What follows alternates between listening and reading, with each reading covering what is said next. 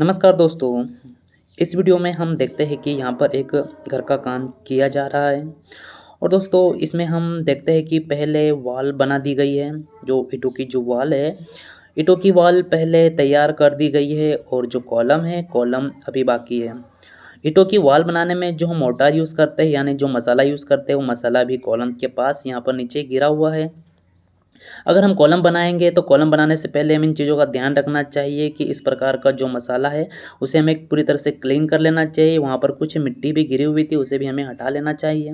और यहाँ पे कॉलम की साइज़ की बात करें तो 9-12 का कॉलम है। इसमें जो स्टील है 10 mm का स्टील यूज़ किया गया है। जो वर्टिकल स्टील है खड़े वाले, वो 10 mm की स्टील है और 4 नग है, ओनली 4 नोस है। ओके। और इसमें जो रिंग यूज़ की गई है वो 8 mm के स्टील है और 8 इंच की डिस्टेंस पर यहाँ पर बांधा गया है। तो कई जगह पर जो रिंगों की जो स्पेसिंग है, कई जगह 7 इंच भी है, जैसा कि यहाँ पर लगभग 7 इंच भी है। और यहाँ पर भी हम देखते हैं कि 4 इंच की एक वॉल है। वॉल के पास में ये हमारा एक कॉलम आएगा, इसमें भी 4 स्टील यूज़ किए गए हैं और जो स्टील है वो भी 10 mm का है। तो यहाँ पर एक कॉलम से दूसरे कॉलम की जो डिस्टेंस है, यहाँ पर इस घर में सभी जगह 10 से 12 फीट की दूरी पर सभी कॉलम है और यहाँ पर सभी जगह 4 स्टील ही यूज़ किए गए हैं। तो दोस्तों डिजाइन के हिसाब से कम यहाँ पर 12 mm की स्टील आना चाहिए और जो स्टीलों की जो संख्या रहेगी वो भी 6 होनी चाहिए, यानी 4 से बढ़कर 6 स्टील होने चाहिए। दोस्तों इस प्रकार के काम 2 तरीके से हो सकते हैं, या फिर जब मकान मालिक खुद कहे कि अगर उनके पास पैसा कम हो और उन्होंने खुद कहा हो कि हमें पैसा कम से कम लगाना है, यानी कि वो खुद स्टील कम लगाने का बोल रहे हैं, तो इस प्रकार से भी काम हो सकता है। और दूसरा कंडीशन ये है कि दोस्तों ठेकेदार पर भी डिपेंड करता है कि इसको किस प्रकार से काम दिया गया है। ठेकेदारों को आमतौर पर 2 तरह से काम दिए जाते हैं। एक तो दोस्तों लेबर रेट में यानी कि जो जिस प्रकार से यहाँ पर काम हो रहा है, यानी कि मैंने आपको बताया कि मकान मालिक कहे कि हमें स्टील कम यूज़ करना है, तो अगर लेबर रेट में दिया हो तो जो मटेरियल रहेगा वो मकान मालिक के ऊपर रहता है कि मकान मालिक उसे जो मटेरियल है किस प्रकार से प्रोवाइड कर रहे हैं और कितना प्रोवाइड कर रहे हैं।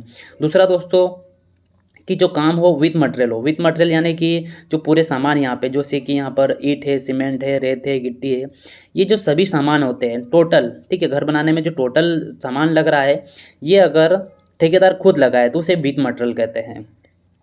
तो अगर विथ मटेरियल में काम दिया हो तो भी इस प्रकार का काम हो सकता है, क्योंकि ठेकेदार क्या चाहेगा कि उसे कम से कम ज़्यादा पैसे बचाने की सोचेगा, ठीक है।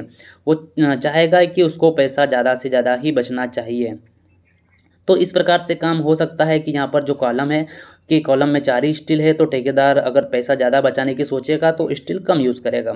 अगर हम विथ मटेरियल काम देते हैं तो पहले ही हमें पूरा एग्रीमेंट कर लेना चाहिए कि हम कौन कौन सा मटेरियल यूज़ करेंगे, ठीक है, हमें कौन सा स्टील लगाना है, ठीक है। जैसे कि हमें टाइल्स कौन सी लगानी है, ईंटों की साइज़ क्या रहेगी, वॉल हमें आसपास की कितनी देनी है, 9 इंच की देनी है, 4 इंच की वॉल कितनी देनी है, सभी चीज़ों का एग्रीमेंट होना चाहिए। उसी के बाद हमें विथ मटेरियल का काम ठेकेदारों को देना चाहिए। अगर हम विथ मटेरियल का काम ठेकेदारों को देते हैं तो हमें प्रॉपर तरीके से डेली यहाँ पर विजिट भी करना चाहिए, क्योंकि अगर हम विजिट नहीं करेंगे तो ठेकेदार पैसे बचाने के चक्कर में बहुत सा काम गलत कर देते हैं।